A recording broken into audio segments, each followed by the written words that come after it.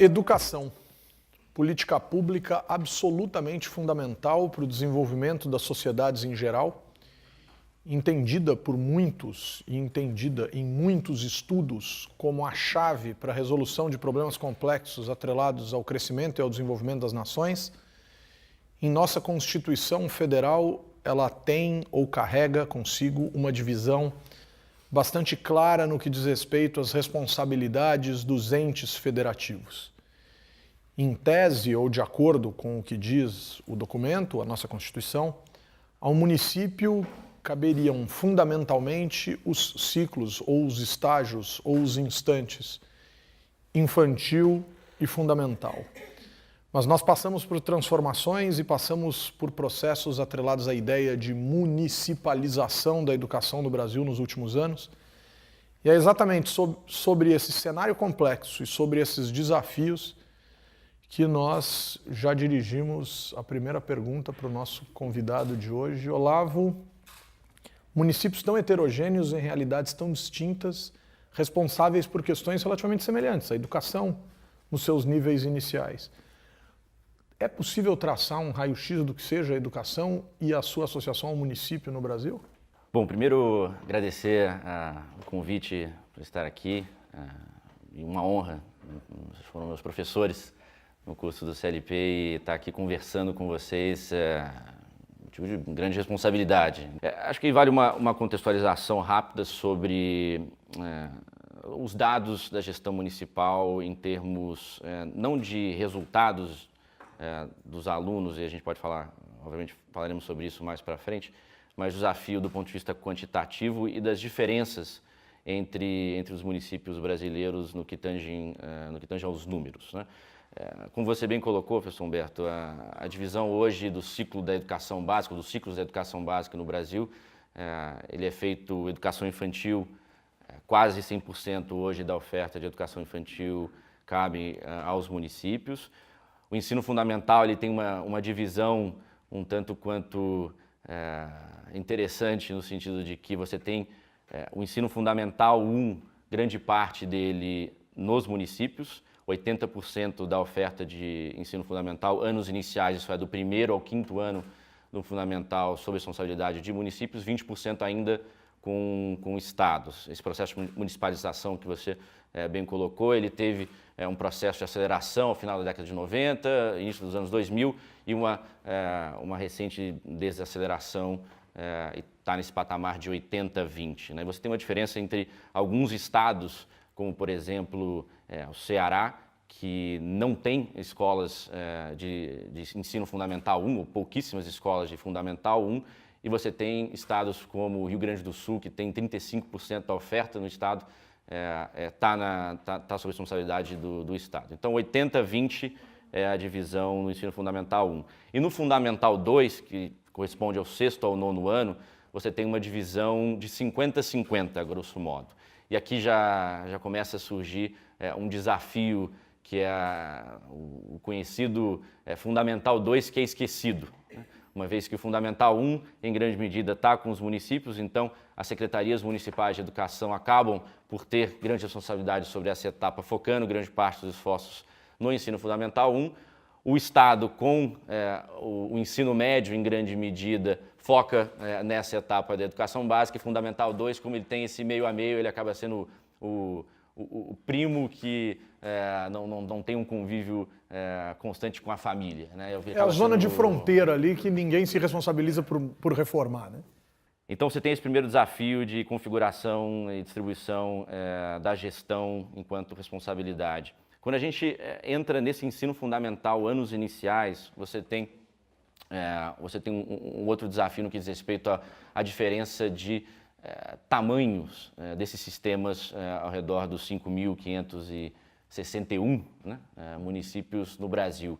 Você tem 40% dos municípios brasileiros que têm sob sua gestão até 5 escolas. 40%, 5 escolas. 5 escolas, 40%. E você tem 5% desses municípios, algo em torno de 320 municípios, que tem mais de 50 escolas. A média é de 15 escolas, mas essa média ela esconde essa diferença que é brutal.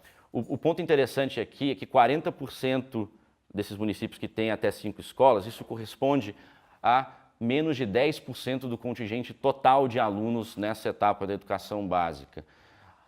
Ao passo que nesses 5% que tem mais de 50 escolas sob sua gestão, nós estamos falando aqui de 1/3 do contingente de alunos na etapa do ensino fundamental, anos iniciais. Então você tem aquela famosa pirâmide invertida.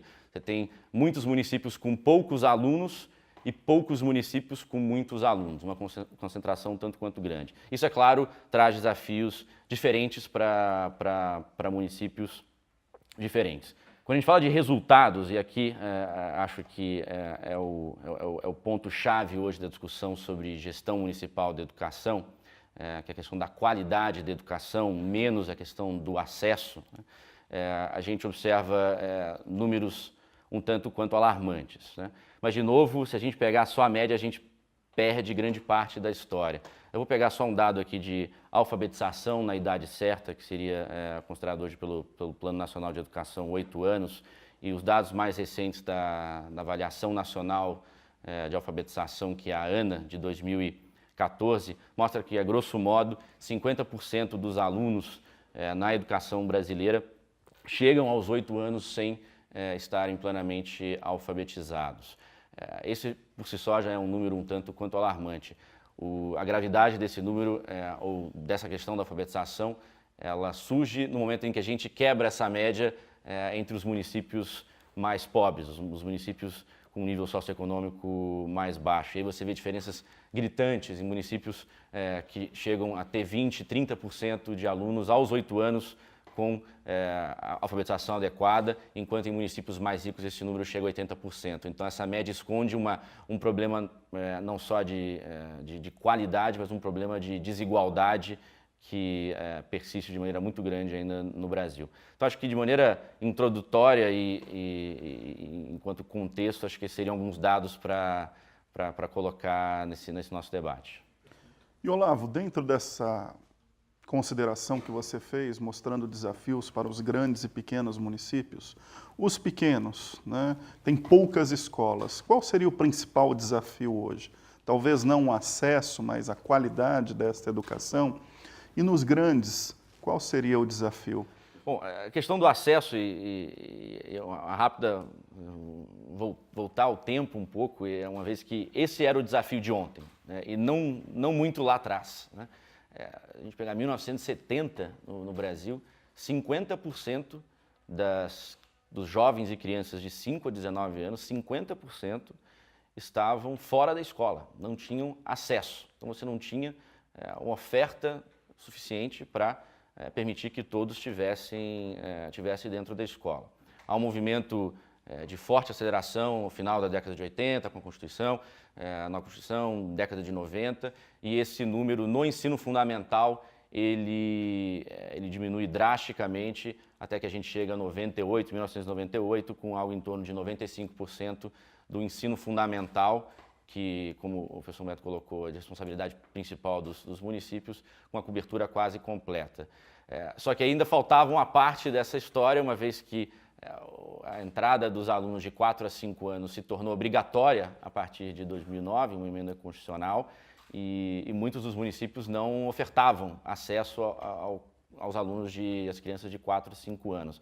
Em 2001, o número girava em torno de 65% das crianças de 4 a 5 anos tinham acesso à escola, então à pré-escola, que é a etapa de 4 a 5 anos, e principalmente com essa introdução da obrigatoriedade aos 4 a 5 anos, esse número ele se acelera de maneira bastante drástica, até que a gente chega a 2015 com uma cobertura em torno de 90%. Dizendo tudo isso para colocar que a questão do acesso hoje para os municípios brasileiros não é mais o grande desafio, ainda que seja importante, sim, fechar esse capítulo um tanto quanto vergonhoso da história brasileira enquanto educação, universalização da educação. Vai lembrar aqui que, por exemplo, os Estados Unidos conseguiram universalizar o acesso a todas as suas crianças em 1900, 100 anos atrás, e o Brasil só ao final da década de 90 e agora, nos 4, 5 anos, fez mais recentemente ou está prestes a fechar essa torneira. Então precisa fechar essa torneira. No entanto, o problema nos últimos 10, 15 anos, o grande desafio, seja dos municípios de pequeno porte ou de grande porte, tem sido a questão da qualidade, né? A questão da aprendizagem. Então, uma vez que grande parte dos alunos estão na escola, o desafio torna-se, estão aprendendo ou não estão aprendendo. E os números estão aí para mostrar, eu não preciso me alongar muito nisso, isso até é bastante bem divulgado pela mídia. Os índices de aprendizagem em todas as etapas da educação básica são tanto quanto baixos, né? Falando então dos desafios pequeno município, grande município. Vou citar aqui dois grandes desafios que não são exclusivos, acho que da gestão municipal, mas acho que talvez se acentuam no âmbito dos municípios. Não são, acho que, exclusivos de município pequeno, município grande, mas talvez sejam mais acentuados nos municípios pequenos. Então, são dois desafios. O primeiro é a questão dos recursos humanos, a questão da capacidade instalada da burocracia, no bom sentido, das secretarias e das redes de ensino para fazer a educação acontecer. E aí, quando eu falo de recursos humanos, capacidade instalada, burocracia, dá para fazer um recorte em três níveis. Um primeiro é no âmbito da Secretaria de Educação, das Secretarias Municipais de Educação. Um outro seria na gestão escolar, e aqui eu vou focar na direção escolar. E o terceiro no que diz respeito aos docentes, aos professores, né? Primeiro você tem, no âmbito dos municípios pequenos, principalmente, um desafio enorme no que diz respeito à capacidade instalada do corpo técnico das secretarias. E isso, você não tem tantas pesquisas que conseguem, de maneira muito concreta, indicar qual é o desafio, mas tem um fato que há muito tempo vem ocorrendo no Brasil, principalmente na medida em que o Ministério da Educação, ao longo dos últimos anos, tem lançado uma série de programas e linhas de financiamento para que os municípios possam aderir a esses programas.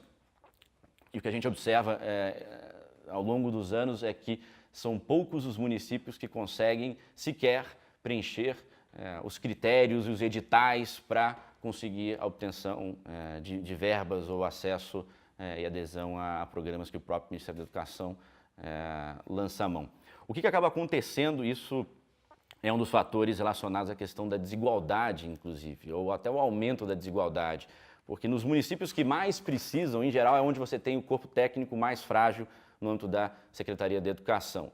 E os que, em tese, menos precisam desse apoio são os que já têm um corpo técnico um pouco mais avançado, e são esses os municípios que conseguem, em grande medida, ter acesso a esses programas em nível federal. Então, você tem aqui, na fragilidade do corpo técnico das secretarias, um desafio enorme que aparece muito mais na questão municipal.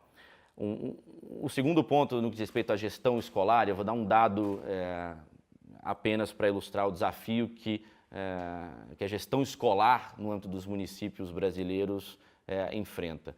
Você tem hoje um corpo de pesquisas, um leque relativamente grande de evidências que mostram que o processo de escolha de um diretor escolar, ele tende a surtir mais resultados quando ele tem uma combinação de elementos técnicos, isso é, de critérios que são elencados em termos de perfil do candidato para assumir a direção de escola. Então, ter experiência em escola, a pesquisa mostra que é importante, ter sido professor em sala de aula mostra que é importante, e ter outras competências que a literatura mostra que são aspectos importantes para ser um bom gestor escolar, né?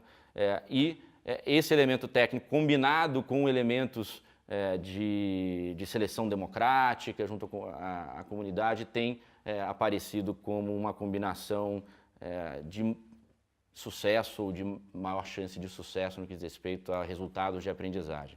No entanto, o que a gente observa pela pesquisa da Munique de 2013 é que 75% dos diretores escolares nos municípios hoje no Brasil são escolhidos por questões políticas, são indicações políticas, que não levam em consideração nenhum critério e nenhum processo de eleição democrática ou gestão democrática para assumir escola. Isso por si só aponta um cenário um tanto quanto desafiador no que diz respeito à gestão da escola. E por último, para fechar essa etapa dos recursos humanos, que me parece um desafio grande, se não o principal, um dos principais para gestões municipais, que é a dos professores, né? Isso se agrava no âmbito da gestão municipal, considerando a responsabilidade sobre o ensino fundamental e aí o processo de formação de professores para essa etapa da educação básica. O que eu quero dizer com isso? Você tem hoje formação de professores no Brasil, no âmbito da universidade, ela funciona, você tem a pedagogia, que principalmente forma para a educação infantil e para os anos iniciais do fundamental, e você tem as licenciaturas, que são também chamadas de pedagogia, mas de maneira mais entendida pela população de modo geral. As licenciaturas são aquelas para disciplinas específicas que surgem a partir do ensino fundamental 2, então a partir do 6º ano. O desafio da pedagogia no Brasil é que ela, historicamente, ela forma um professor, um futuro professor, tanto para a educação infantil, e aí desde creche passando pela pré-escola, para o ciclo de alfabetização, estão os primeiros 3 anos dos anos iniciais, e para o término daquela etapa dos anos iniciais. Ela ainda se propõe a formar, se isso não fosse suficiente, um futuro diretor de escola dos anos iniciais, né? Então, quando a gente observa esse leque de missões que a pedagogia no Brasil tem, a gente começa a perceber que talvez o resultado final desse processo não chegue a uma formação sólida o suficiente em nenhuma dessas diferentes oportunidades, né, ou diferentes linhas de trabalho. Então, você tem um problema grave na formação inicial. Você tem um outro problema que não é exclusivo da gestão municipal, no respeito aos recursos humanos, que é a atratividade da carreira, da carreira docente, né? Hoje, os dados estão aí para mostrar, um número pequeno de jovens opta por ingressar, querer ser professor. Esse é um desafio que, se o Brasil não enfrentar, e aí seja para município, seja para estado, a gente vai ficar muito aquém dos resultados. Por que eu digo isso? A pesquisa hoje mostra que não tem bala de prata em educação. Não tem uma solução única que vai resolver todos os desafios, todos os problemas da educação. Mas se tem um elemento que pode ser fator determinante, ou quase que necessário, porém não suficiente, é a figura do professor. Então, quando eu digo isso, não digo no sentido de jogar a culpa dos maus resultados da educação no professor. Muito pelo contrário, eu digo isso de forma a colocar a figura do professor como elemento estratégico de qualquer projeto de educação que a gente venha a desenvolver no país, seja para o município, seja para o estado. Então, em síntese, você tem um desafio de recursos humanos no âmbito da secretaria, da burocracia instalada. Você tem um desafio grande no que diz respeito à qualidade da gestão escolar, que é fator fundamental para os bons resultados de aprendizagem de qualquer sistema. E o professor, que está na sala de aula e é o responsável por enfrentar o dia a dia e é quem está na linha de frente ou no final da linha, junto aos alunos, e quem pode ou não fazer a diferença na aprendizagem dos alunos. Agora, Olavo, esse professor, vou me concentrar aqui na questão do professor, a despeito de a burocracia e também o diretor demandarem aspectos muito semelhantes a isso que eu vou colocar. As pessoas vivem em 8,5 milhões de quilômetros quadrados nesse país. É um país continental, como alguns gostam de dizer, e efetivamente tem uma dimensão continental. Um país muito heterogêneo, um país muito desigual e um país que não oferta as mesmas oportunidades a todos. Então, como é que eu consigo pensar na formação de um professor numa cidade muito, muito, muito distante, desestruturada do ponto de vista daquilo que este profissional precisa para se qualificar? A gente sabe de algumas boas iniciativas no campo de ensino à distância, sobretudo na formação de professores pelo Brasil. Salvo engano da minha parte, o estado de Tocantins tem uma experiência interessante, o estado de Santa Catarina tem experiências interessantes. Mas como é que eu consigo garantir que esse sujeito, seja bem formado para poder trabalhar e atuar de maneira adequada, que momento da vida dele ele consegue fazer essa formação, porque por vezes ele é, como a gente costuma dizer popularmente, um dador de aula, né? Então ele passa o dia dentro da sala de aula, né? E uma vez bem formado, como é que eu consigo reter esse sujeito na realidade dele? Quer dizer, porque ele tem todo o direito de dizer, puxa vida, não quero mais ficar aqui, quero ganhar melhor ou quero tentar minha carreira num centro maior, enfim. Como é que a gente vence esse desafio que, em linhas gerais, acaba tentando respaldar todo esse cenário que você nos apresentou aqui? Acho que você pincelou bem os aspectos críticos desse fluxo de políticas docentes no país, né? Porque a gente não pode também só colocar na questão da formação do professor como o grande nó a ser desatado e, uma vez desatado, o problema está resolvido. Então, uma rápida passagem por esse fluxo, para que fique bem claro qual é a necessidade sistêmica que precisa ser enfrentada aqui sobre esse assunto de políticas docentes. Então, você começa com a atratividade. Então, nenhum país mesmo consegue ter bons resultados atraindo da forma como o Brasil atrai. Você tem alguns países no mundo que conseguem fazer educação de qualidade, atraindo os jovens do ensino médio com um desempenho próximo à média, daqueles que se formam no terceiro ano do ensino médio, a partir de um processo aí super robusto de formação e de preparo, de boas condições de trabalho, conseguem desempenhar e fazer um bom trabalho.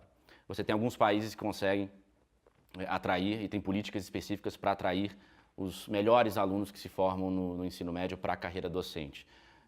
Complementam isso com uma excelente e sólida formação inicial, boas condições de trabalho, bons desenhos de carreira, e aí o resultado aparece. Mas nenhum país conseguiu fazer uma educação de qualidade atraindo da forma como o Brasil hoje atrai. Isso é, em grande medida, os alunos que estão optando por seguir a carreira docente são os alunos que têm um resultado no ensino médio abaixo da média brasileira, né? Isso não falo isso com uma crítica a esse aluno, mas é fato, esse é o cenário brasileiro, e nenhum país, de novo, consegue fazer uma boa educação, ou pelo menos conseguir fazer uma boa educação atraindo da forma como o Brasil atrai. Então você precisa de boas políticas de atratividade docente, isso tem a ver com salário, tem a ver com desenho de carreira e outras coisas. Então essa primeira parte do fluxo é atratividade. Uma segunda é a formação inicial. A gente tem uma formação inicial no Brasil que não prepara o professor para assumir o desafio de sala de aula. É uma formação inicial muito calcada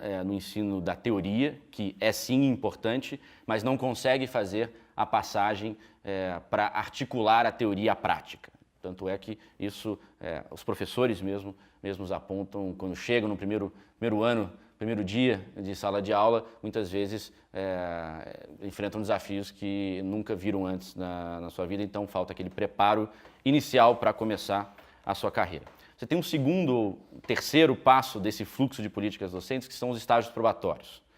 Os estágios probatórios são uma política, uma lei um tanto quanto inteligente e importante no que diz respeito à constituição de um corpo de excelência, não só de professores, mas de funcionários públicos como um todo.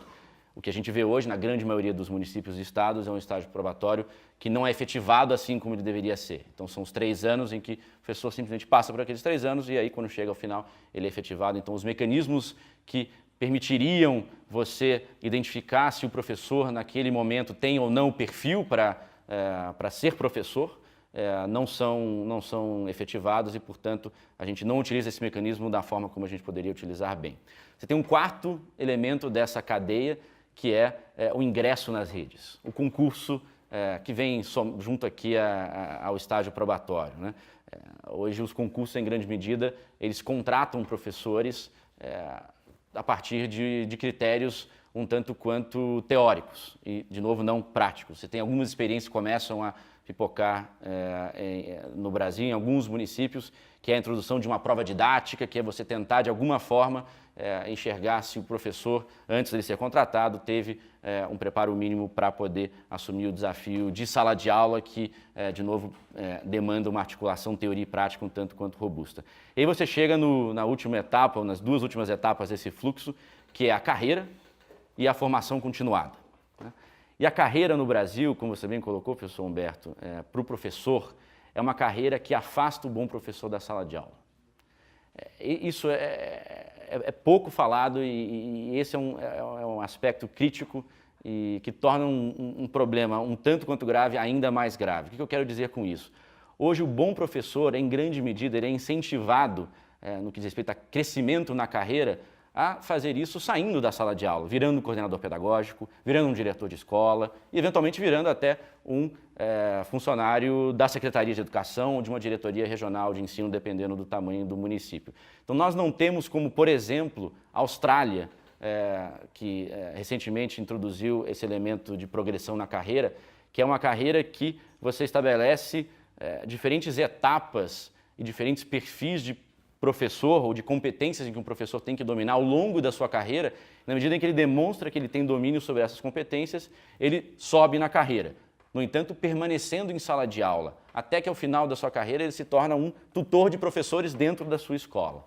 Então, esse é o tipo de política que hoje é pouco debatida ainda no cenário da educação brasileira e é uma das políticas, ao meu ver, uma das mais importantes se a gente quer, de fato, ter melhores resultados em sala de aula. A gente precisa ter professores bem preparados, bem formados, precisa dar boas condições e precisa manter o bom professor em sala de aula e não afastá-lo como a gente faz hoje, em grande medida, nas redes municipais e estaduais do país. Olavo, deslocando o debate para dois aspectos e a relação disso com o município. Primeiro, olhando já para gerações mais velhas e a questão da taxa de analfabetismo no Brasil e a necessidade da educação de jovens e adultos, né?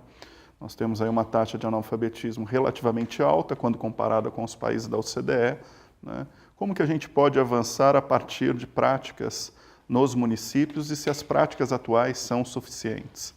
E uma outra questão, que é muito pouco debatida no Brasil, é a educação no campo, né? Nós temos ainda muitos municípios no Brasil, sobretudo pequenos municípios, que são municípios rurais. E nesses municípios, né, as escolas rurais são escolas multisséries, né, com infraestrutura precária, o que acaba levando muitas vezes ao fracasso escolar em termos de resultado, né? Queria que você comentasse esses dois aspectos a partir da gestão municipal. Volta para o ponto do desafio da capacidade da burocracia, principalmente nos municípios mais pobres, né? De novo, aonde mais precisa, o cenário tende a ser o mais frágil no que diz respeito à capacidade de implementação de boas políticas, a capacidade de gestão da educação, né? É aí que, em grande medida, o país peca. Acho que, de modo geral, e aqui vale a introdução de uma temática que, ao meu ver, à luz dos bons resultados que, ainda que a gente não observe de maneira sistêmica no Brasil, você tem bons resultados em alguns municípios e em alguns estados no que diz respeito ao conjunto dos seus municípios, que é a importância do regime de colaboração Estado-município, nesse caso, para a melhoria dos índices de alfabetização ou para fecharmos essa torneira vergonhosa do analfabetismo, que hoje gira em torno de 10% num país que é a sétima economia, a oitava maior economia do mundo. Esse é um número inaceitável, que nós, enquanto brasileiros, não deveríamos sequer conviver com esse dado. Mas o fato é que está aí, precisamos de boas políticas para enfrentar esse desafio. O regime de colaboração Estado-município, ele tem, no âmbito da educação, tem sido exemplificado de maneira, ao meu ver, bastante consistente pelo estado do Ceará, que inclusive é um estado que tem um dos índices de nível socioeconômico mais baixo no país, né? Hoje, quando a gente observa os 100 municípios espalhados pelo Brasil, que têm os melhores resultados de aprendizagem na etapa de alfabetização, 77 desses 100 municípios estão no Ceará, são municípios cearenses. E aí a pergunta é, o que aconteceu, por que quase 77% dos municípios que vão melhor no país estão em um estado? E aí entra o papel do ente estadual, do Estado, em articular, em apoiar tecnicamente os seus municípios, que, de novo, em grande medida, tem uma fragilidade técnica muito grande. É um programa relativamente famoso agora, que se chama Pacto pela Alfabetização na Idade Certa, que foi um programa desencadeado pelo governo do estado do Ceará, um programa que teve continuidade ao longo de diferentes gestões, um programa que completa hoje, já passa dos 10 anos de execução, e um programa que trouxe os 184, se não me engano, municípios cearenses para junto da Secretaria Estadual, mesmo a Secretaria Estadual de Educação não tendo responsabilidade sobre nenhuma dessas escolas. Aqui, de novo, é o regime de colaboração. O Estado enxergando o seu papel indutor, o seu papel de apoiador técnico das políticas educacionais dos seus municípios, desenvolveu um programa de auxílio e de trabalho conjunto com os municípios, com os prefeitos e com os secretários municipais, para tentar endereçar alguns dos desafios mais gritantes que ali existiam, e muitos deles os que você mencionou, professor. Então, me parece que para a gente romper esse desafio da educação do campo, de índices de analfabetismo um tanto quanto altos, ainda persistentes em muitos municípios, e principalmente nos municípios mais pobres, mais afastados, muitos deles em áreas rurais, o papel do Estado em ajudar, em apoiar, em fornecer subsídios, recursos técnicos, recursos humanos para que esses municípios possam fazer melhor do que estão fazendo, me parece um caminho, à luz do que a gente vê, por exemplo, nesse caso do Ceará, um caminho importante e relevante a ser espelhado por outros estados. Não à toa, alguns estados já estão se movimentando nesse sentido. O Espírito Santo lançou recentemente um pacto junto aos seus municípios para tentar endereçar esses problemas. Pernambuco também tem algo similar nesse sentido. De novo, então, me parece que a capacidade estadual, que ainda que tenha suas limitações, mais robusta que a da grande maioria dos municípios, principalmente dos de pequeno porte, pode ser um ator-chave na resolução desses problemas que, de novo, são tanto quanto vergonhosos para a nação. Olavo, você tocou num assunto associado ao desafio de colocar as crianças para dentro da escola. Algumas pessoas, numa crítica mais ácida, dizem que no Brasil nós empurramos e empilhamos crianças dentro das escolas, fechamos a porta e dissemos, as crianças estão na escola. Claro que elas precisavam estar. E agora a gente tem um desafio qualitativo dos mais expressivos. Em que medida a sociedade deve ser envolvida nesse movimento de elevação da qualidade da educação? Vou tentar ser um pouco mais específico. Qual o papel dos conselhos? Qual o papel das famílias? Qual o papel do terceiro setor? De que maneira a gente pode pensar que diversos agentes no entorno da escola podem contribuir de maneira significativa para a melhoria da escola enquanto um organismo vivo dentro da sociedade e que, obviamente, precisa de melhorias? O atraso histórico que o país tem com a educação, ele, no fundo, ele traz dois grandes desafios. O primeiro uma vez que você não tem as crianças com acesso na escola, então você tem o primeiro desafio de colocar todas elas na escola, e ainda que seja um desafio um tanto quanto complexo, ele é mais fácil do que a segunda parte do desafio, que é o da qualidade. Você colocou, uma vez que você coloca todos lá, de maneira empurrada, entre aspas, o que você faz? Tem os resultados, e aí estão aí para mostrar que, em qualidade, o Brasil, há pelo menos 2 décadas, tem tido muita dificuldade em avançar. Aí é importante a gente fazer análise histórica até para entender a questão da demanda, que é um pouco da sua pergunta, né? Quer dizer, qual o papel da demanda social por uma educação de melhor qualidade, principalmente dos pais, dos alunos da escola pública, né? Volto ao ponto que coloquei, em 1970, 50% das crianças de 5 jovens de 5 a 19 anos fora da escola. Essa população, em grande medida, é hoje o pai do aluno que está pai e mãe, né, do aluno que está na escola pública. E as pesquisas mostram que, em grande medida, o fato de seus filhos estarem na escola e, na grande maioria dos casos, terem acesso a materiais, terem acesso à merenda, que são políticas importantes, né, isso resulta numa avaliação um tanto quanto positiva, ou mais positiva sobre qualidade da escola quando a gente observa os resultados de aprendizagem. Uma pesquisa mais recente que tive acesso, o pai brasileiro, a mãe brasileira dá uma nota em torno de 8,5, né, de 0 a 10, para a escola pública. E quando a gente pega os índices do IDEB, por exemplo, nos anos finais do ensino fundamental, essa nota está próxima a 4, 4,5. Então você tem uma distinção aqui, uma análise muito mais positiva sobre qualidade de escola do que efetivamente ela é.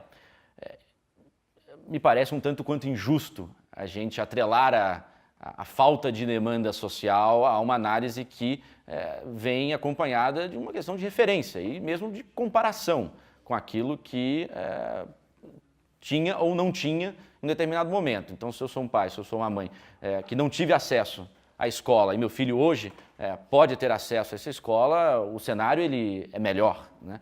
E aí, portanto, a análise acaba sendo muito mais positiva do que de fato é.